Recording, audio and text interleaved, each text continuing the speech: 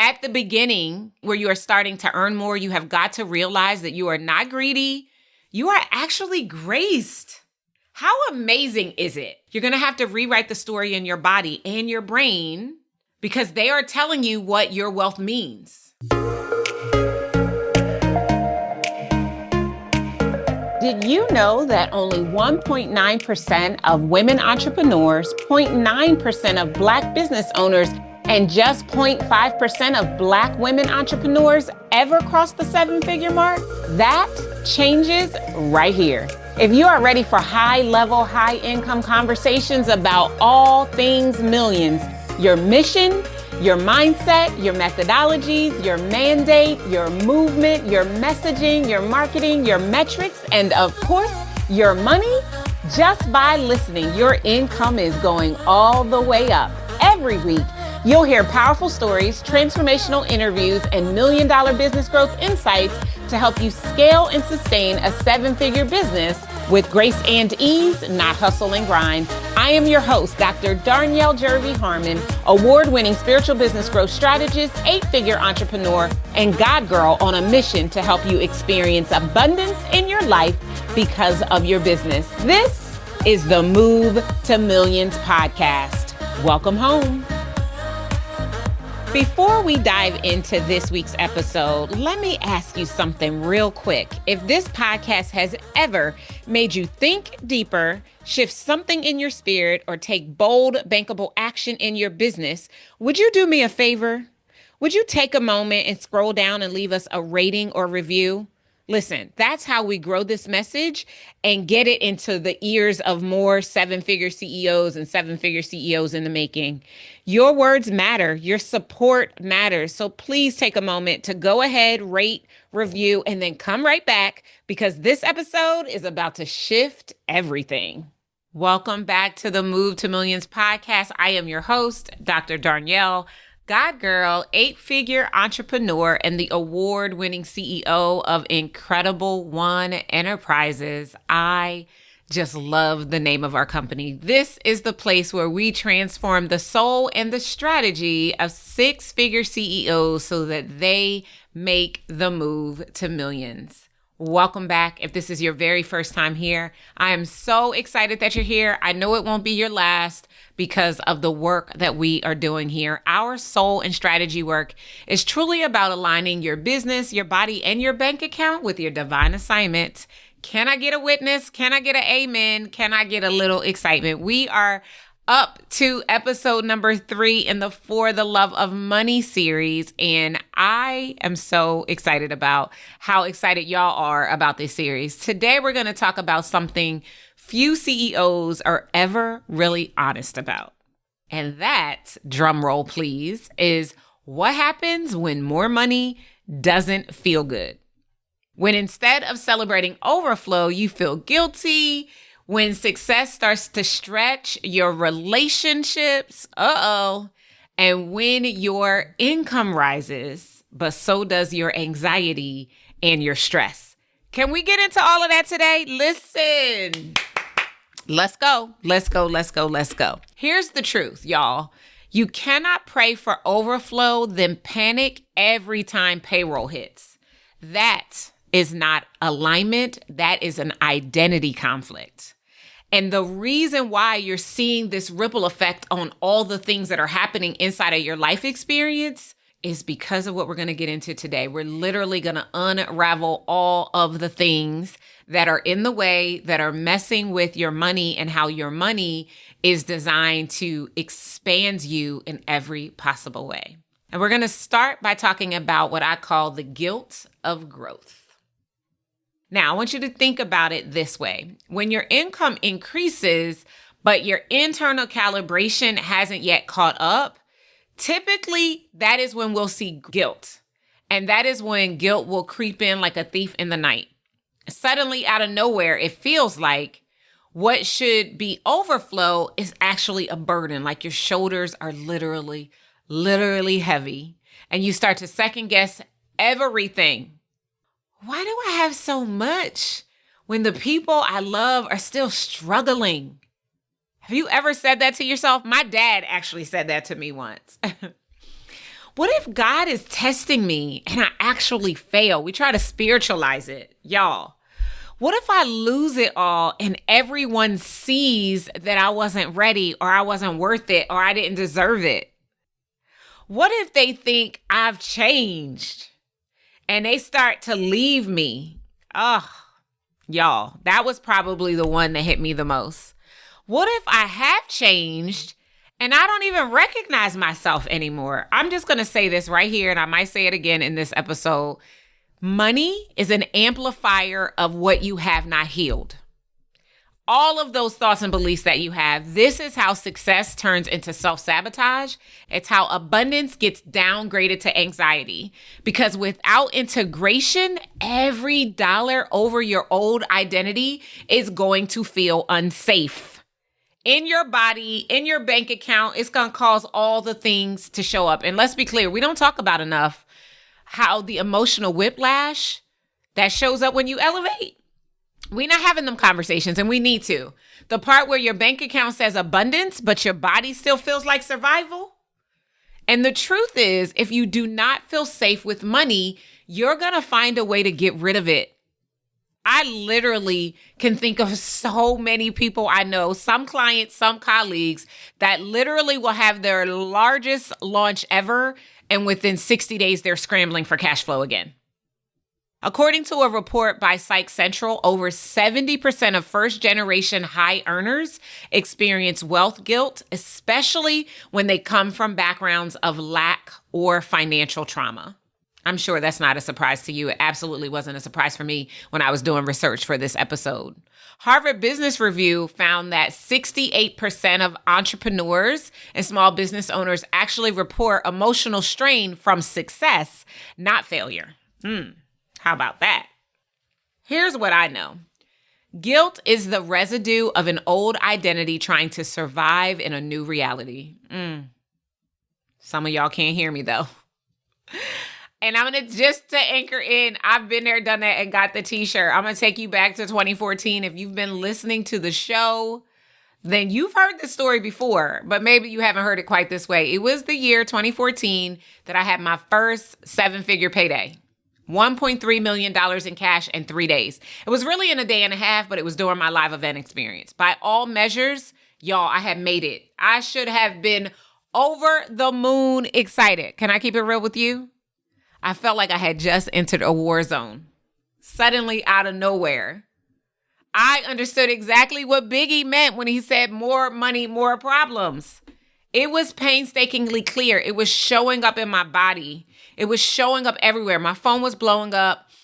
Not just people I hadn't talked to for years popping in and asking for money, asking for favors, but team members showing their behinds and all of a sudden feeling like they were worthy of raises when they hadn't put in more effort to substantiate getting a raise. Team members acting so funny, all the entitlement and all the resentment. On the inside, y'all, your girl was literally spiraling. Literally. Because here's the part that nobody tells you. No one told me. And at the time, I had a business coach that absolutely should have been able to prepare me. If your identity is not calibrated to your income, success will feel like a setup. Y'all, I felt set all the way up. I hated my business. I literally remember sitting in my office after all the dust settled from the event and the launch, surrounded by all the money that came in and all the congratulations. And instead of feeling peace, I felt so much pressure.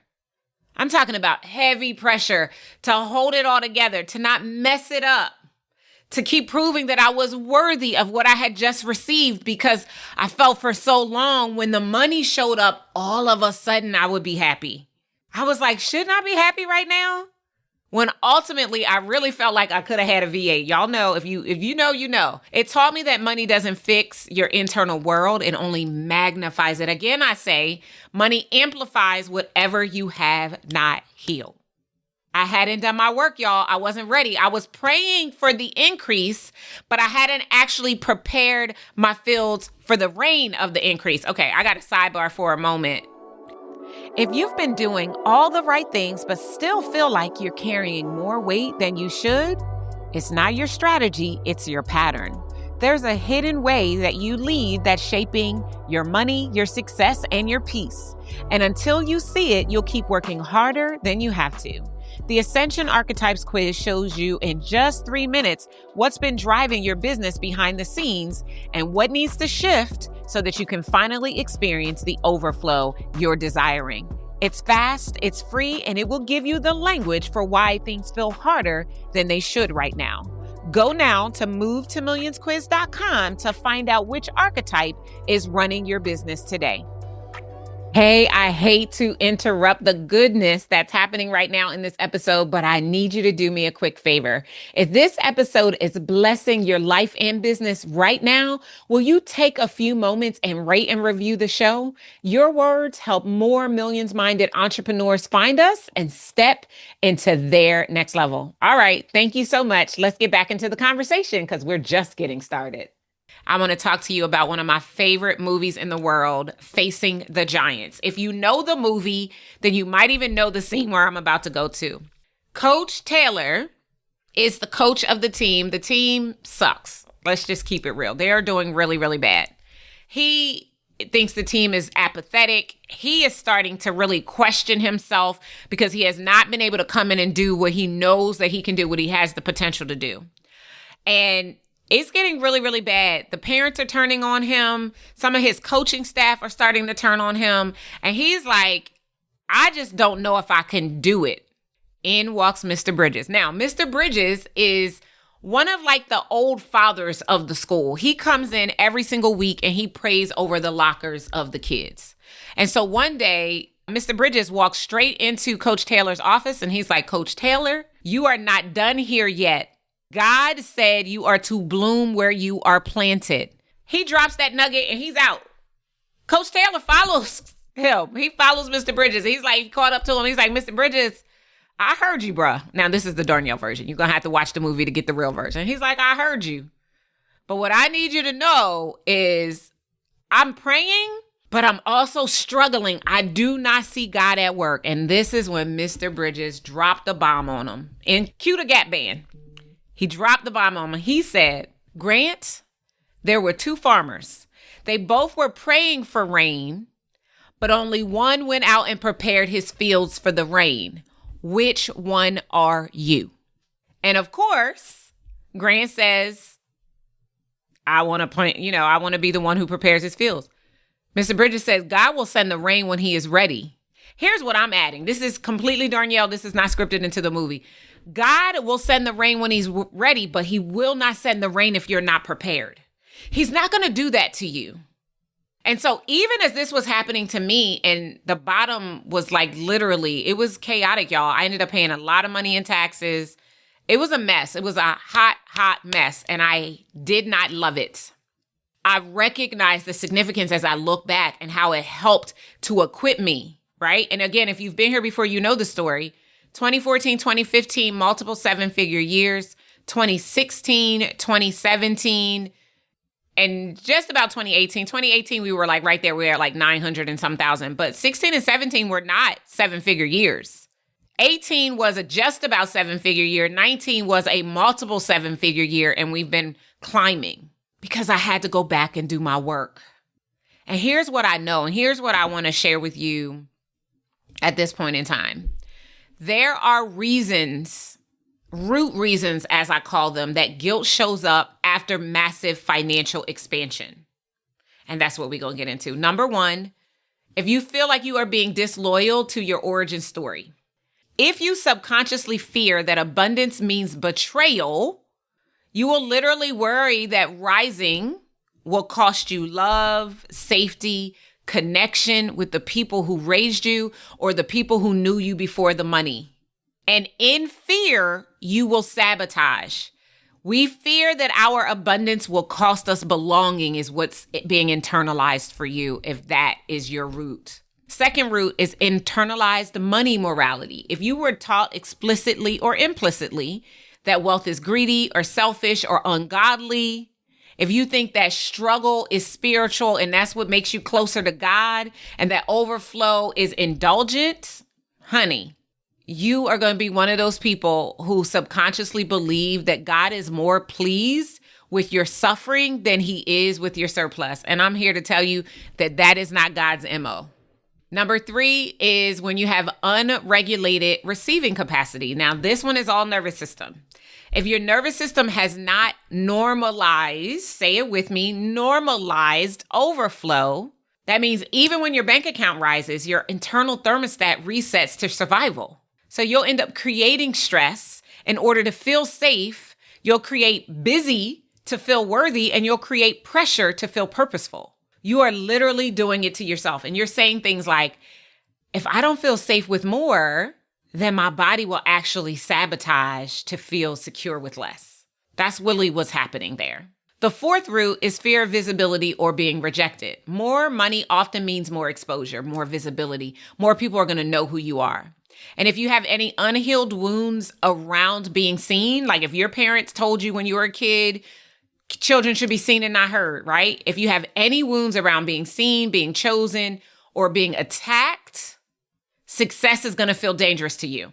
Not because of what you've done, but because of what being visible might cost you if that is actually the reality and the truth. And you'll find yourself saying things like, if people see the real me and what I have now, will they actually still love me and want to spend time with me?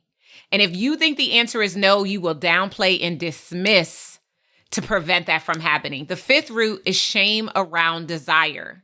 If you've been conditioned to want just enough, like that story with my mom, money is only for what you need. So if you've been conditioned that way, when you start to want more, you'll begin to question your character. You'll begin to downplay and dismiss your dreams. You'll delay upgrades, or you'll disqualify yourself from luxury because you'll think that wanting more actually makes you less worthy. Oh my gosh. This is when the shame of desire makes you decorate your limitation and actually call it gratitude. Oh, shots fired. Here's what we know. Here's what I know. This is why we see CEOs making more, but self-sabotaging in very subtle ways. Here are some ways we see that sabotage happen. Launch fatigue. Checking out before the launch is even complete. Like you just finished your 3-day event and the next day you hop on a plane to go on vacation when there's still follow-up that needs to happen. Team drama, overgiving, undervaluing, any of those things, or feeling like you have to start all over again and again and again, starting from scratch, right? Any of those ways of sabotaging will show up when you have guilt around having access to more. But here's what I want you to know and understand. Success without safety becomes a form of self-abandonment. It's story time again, y'all. I'm going to tell you a story about a colleague that I have known for many, many years. And we're going to give her a false name. We'll call her Susie. Susie is always the name I apply whenever I'm telling a story to protect the identity of those who are not here to defend themselves, right? Susie had been building her business for so many years, and she had been doing it very steadily. She was smart, she was spiritually grounded, she had a loyal audience, and she had finally had her first $1 million year after launching a premium group program. This was at the height of COVID-19, so we're talking 2020. I think it was like towards the end of 2020. But almost immediately after hitting the $1 million milestone, she started to spiral. She started to second guess everything, y'all. Every decision. I mean, you know how you tell a friend, listen, if you need anything, you need to talk, feel free to reach out, and you mean it, but the friend reaches out a lot because they're spiraling? Yeah, that's what was happening. She delayed hiring the ops support that she needed so desperately. She even started refunding clients who didn't even ask for refunds because she felt like it was too much. She couldn't do it all. And when we talked, I asked her one simple question: what in the world is going on? And I will never forget what she told me, y'all. I will never forget it. She said, and I quote, "I know how to hustle to get it, but now that I have it, I don't know how to hold it." Now, here's what I love. I loved her self-awareness to know that that was her issue. The fact that she recognized her upper limit problem, if you've ever read the book by Gay Hendricks, The Big Leap, like the fact that she was self-aware, that's amazing, right? Her problem wasn't strategy. It was about capacity. Susie was bumping up against her own internal story, and the story was telling her that too much, too fast is dangerous. Y'all, how many times have you told yourself the same thing? How many times have you said, if I grow too big, I will lose control? Or if I keep going, I won't be able to rest or be loved, right? When you have tied your identity to being less. I know women this way who have husbands who can't handle them making more money. And so instead of rising into her own power, she downplays and dismisses. I've seen it time and time again. Her nervous system associated expansion with abandonment, exhaustion, and exposure. So even though her success looked like a blessing, her body registered it as a threat, y'all. And it wasn't until she actually began to do the work, and I only had a few sessions with her. She began to normalize overflow, to feel safe with ease, and to rewire her identity around what was possible, that she started to stabilize and she actually scaled her business. Today, her business is doing more than $3 million a year. Her team is running without her being a micromanager. And most importantly, she no longer fears the blessing that she prayed for. Y'all, I have seen this happen so many times. I can't even give you a number how many times I've seen this happen with clients, with friends, so many people, more times than I can count. And with our clients, we're able to support them through it because I know what it looks like, and we can help them to break the curse and set them up to actually expand their capacity, because it is absolutely a capacity issue. And when you understand this, everything begins to change, because at the beginning, or at the point where you are starting to earn more, you have got to realize that you are not greedy. You are actually graced. How amazing is it? For those of you who are watching the video version, you'll see my hands on my heart. Like, how amazing is it to anchor into the fact that you are grace and you are getting exactly what you deserve? You're going to have to rewrite the story in your body and your brain, because they are telling you what your wealth means. Because if you don't, your subconscious mind will keep making your abundance feel like a threat instead of a testimony. And it will keep downplaying and dismissing what it is that you actually want to amplify and experience more of. When you spent years or even generations surviving, your nervous system is wired for familiarity, not freedom. So you have to understand that, because at the end of the day, if you don't, when overflow finally shows up, your amygdala, the fear center of your brain, is going to start scanning for danger. And if being wealthy was never safe in your environment, if it was not a thing that was normal, it's going to sound the alarm. Cue Beyonce, ring the alarm, right? In those moments, that is why you will suddenly feel like you're being too much. Like you're this big, shiny object, right? Like all of a sudden, everybody can see your flaws. You're too successful. You're too big for your own britches, as, the old mothers used to say. But here's what I want you to hear. You are not too much. You are more than enough. That's what I want you to know. You are exactly who God designed you to be. You are the personification of what is possible when you operate in obedience and when your obedience meets overflow.